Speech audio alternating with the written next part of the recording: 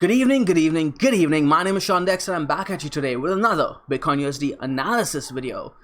It's a weekend. I hope you're enjoying your weekend. Bitcoin's going to be having a really important weekend. We're going to be closing some crucial candles, a 2-day, a weekly, a 3-day, a monthly, a quarterly, all of which, in my opinion, is going to frame the story of what's going to happen in the next few weeks and perhaps even the next few months.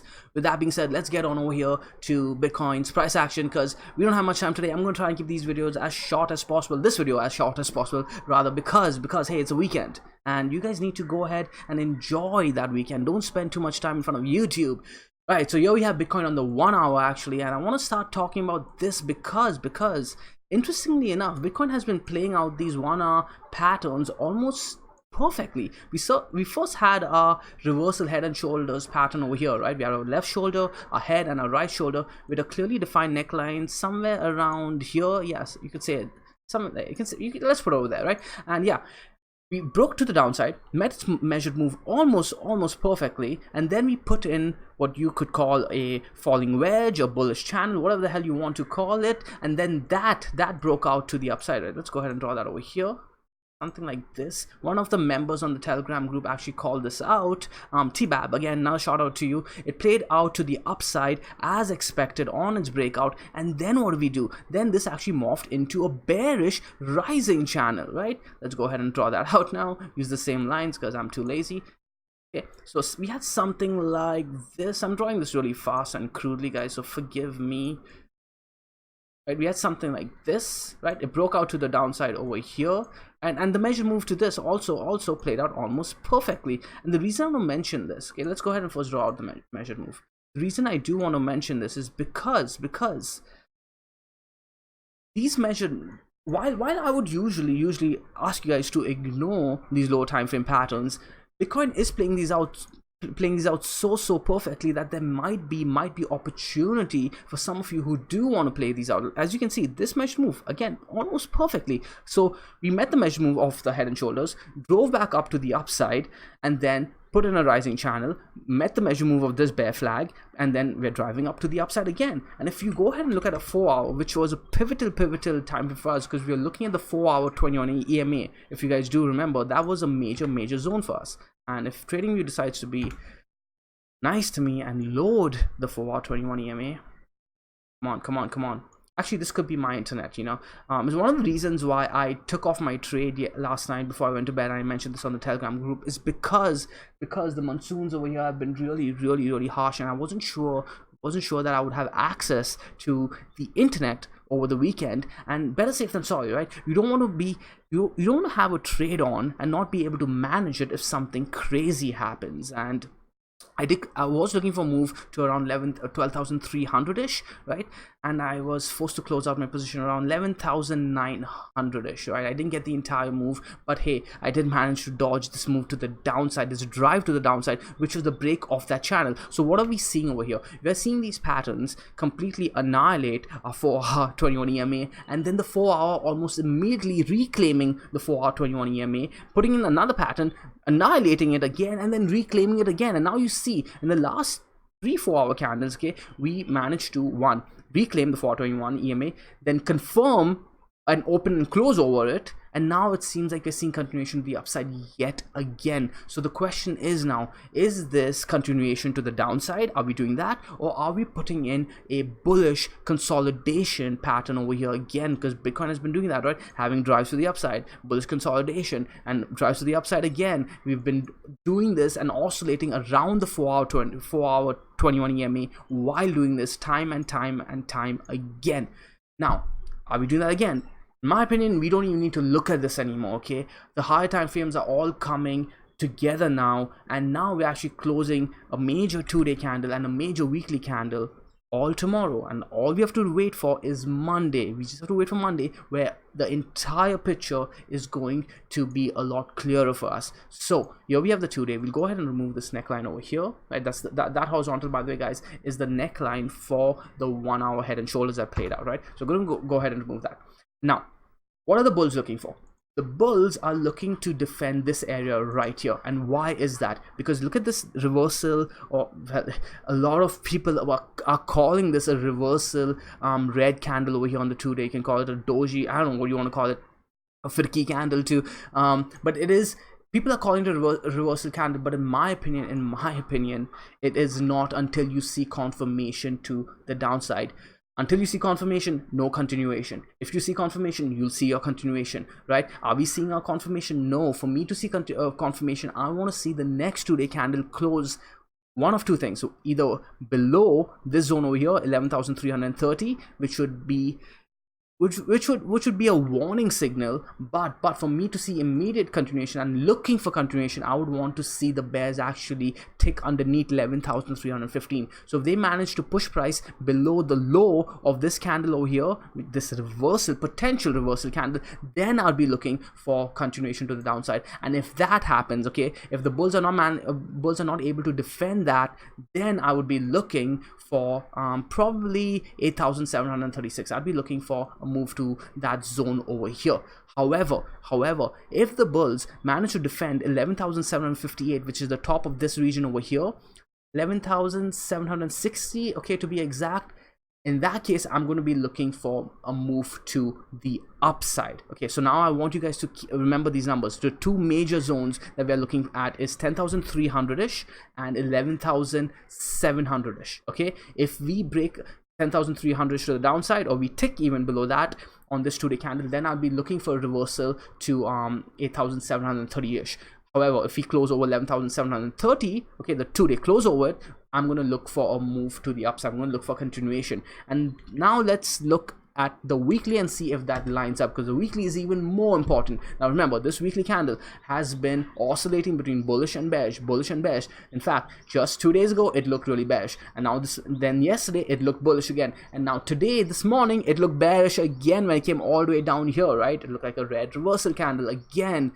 Now again, okay, barely took 12 hours, and now again we are looking bullish. What are the bulls looking for on the weekly to defend? Again, we're going to remove all the drawing tools and do this again. What I'd be looking for the to have confidence on the weekly, just to have confidence on the weekly, I'd be looking for the bulls to at least close the weekly over 11,534. If the bulls do that, the weekly looks fine, and then I'd be looking for the next week to have a more price action to the upside before looking for continuation. However, if the bulls actually manage to close over, and I'm looking at the historical time frame, guys, I'm not even looking at what I was looking for at the 2-day. I'm looking over here, and I'll be looking for the bulls to be closing above this wick over here, 11,972. If they manage to do that, or even 11,800-ish, if they manage to close over 11,850-ish, then I'd be looking for a weekly to have continuation almost immediately. And by immediately, I'm talking about the course of the next week, right?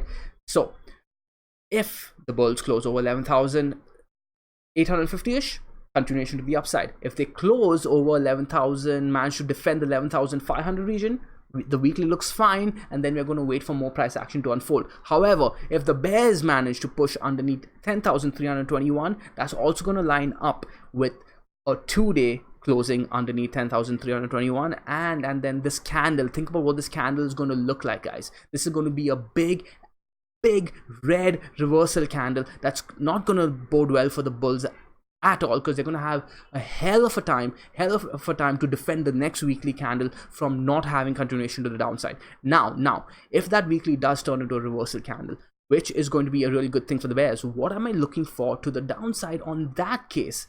Now, this is where you guys who are looking for bullish moves on Bitcoin aren't going to be too happy with me.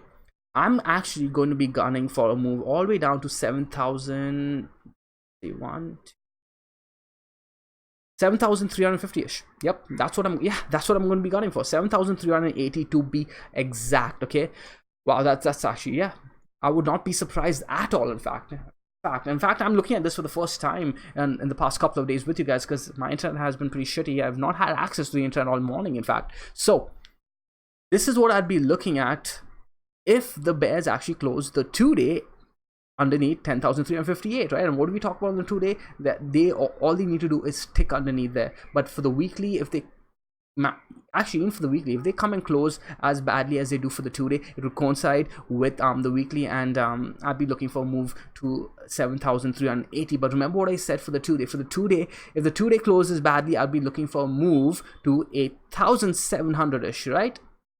Is that what we marked? Is this the 2-day? Yeah. So yeah, if the 2-day closes badly, I'll be looking for 8,759. Yeah, this zone over here. So those two are our major points. So what the story would end up being is that if the weekly manages to close under 10,300, which is a major area I asked you guys to look to remember, then we'd see a move down to 8,740-ish, perhaps a bounce, but I wouldn't get too bullish just yet, because the weekly would still be keeping me at bay, and I'd be looking for a move to 7,380. And in that case, at that point, I'd be watching for a reversal and perhaps me entering again. But none of that has happened yet, right? We're kind of like getting ahead of ourselves yet. This is the bearish scenario that we need to be prepared for in case it happens. However, going back to the weekly, if the bulls manage to defend the zone over here, and it looks like they are, okay, so far today, the bulls have managed to do well, and they've kept the price over 11,750-ish. If they manage to even keep it over 11,500, then the bears are going to be the ones who are going to have a lot of work on their hands. So that all will be resolved in the next 2 days. We're closing the 2-day and the weekly, but we're also closing the monthly, and this is where it gets interesting. Okay, now let's go ahead and remove all our drawing tools again. Now the bulls have actually a lot of room to work with on the monthly, and I'm looking at the monthly historical price action on Bitcoin. Okay, as long as Bitcoin, let's see what do we have here. Bitcoin closes the monthly over 11,781, it's going to be extremely bullish, in my opinion. It's extremely bullish. If Bitcoin closes the month anywhere around 11,000, I'm looking at these two candles over here, anywhere around 11,000, 10,000, what is that coming to? 10,313. Okay, what do you know? Look at the confluence. If Bitcoin manages to close the monthly over 10,313, the monthly is still going to look fine. It's going to still look fine, and I'm going to look for monthly to have continuation to the upside. So now what's the story over here? Because it's really interesting and might be confusing for some of you.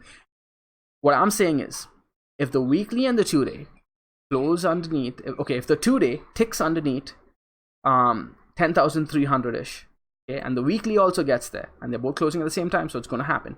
Okay, then I'm going to be looking for continuation to the downside.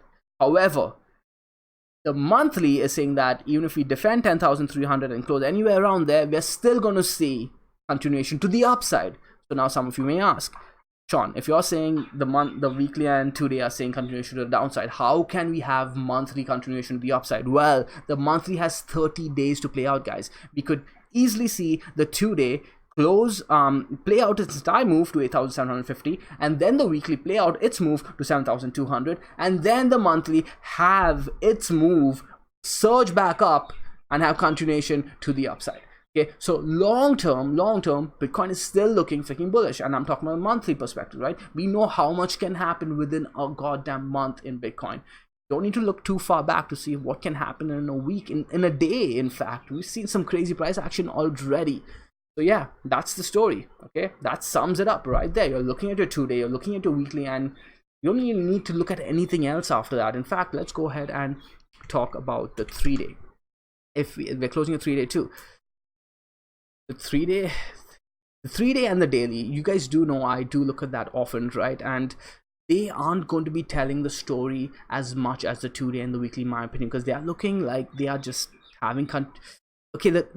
What's interesting is that this 3-day that will be closing as well tomorrow has taken out the bottom of its previous wick, and previously when the 3-day has done that in this area over here, by the way, it has had continuation to the upside, resolved a little, and then drove down, and then continuation to the upside. Okay, it's done that before in Bitcoin's fractal history as well. I don't want to use that word, but there's something interesting over here that I do want to point out to you guys, and I do have to give credit to Krisha for noticing this, and she's sitting right here actually. And here's the thing. On Bitcoin's last drive up, okay, what did it do? It drove up, okay, met its parabolic move or whatever you want to call it, and if my EMA is lowered, I'll be able to show this to you guys, but come on, TradingView, don't do this to me. Okay, Okay, there we go. So essentially what Bitcoin did was drove up, okay, met its move, drove down, consolidated, okay, accumulated along the 21 EMA, and then had its next drive up, okay. On its next drive, its drive to the downside consolidated on the 21 EMA of the 2-day, okay, of the 2-day. So first, daily up, consolidate on the daily 21, 2-day up, consolidate on the 2-day 21 up, 2-day 21. Now, could we be doing a third drive up and consolidate on the 3-day 21 EMA? What does that line up with? 8,653, which is actually the zone we are talking about on our 2-day drive down, okay, which is interesting. So as having a 2-day and a 3-day both point to 8,700, 8,600ish, but the weekly closing horribly would actually point to 7,200ish. Hey, but maybe the 2-day will close okayish, but not so bad, and kind of hold the weekly, so the weekly doesn't look too bad, and the weekly doesn't meet its move to 7,200. But we have to wait to see how things unfold. But I'll just leave that with you guys to think about. Okay, we just have to wait for Monday, and everything will reveal itself. That's how trading works. If this, then that. The mango way, the easy way, the stress-free way. I'll see you guys in tomorrow's video. Throw it a like, throw it a subscribe, and enjoy your goddamn weekend. See you tomorrow.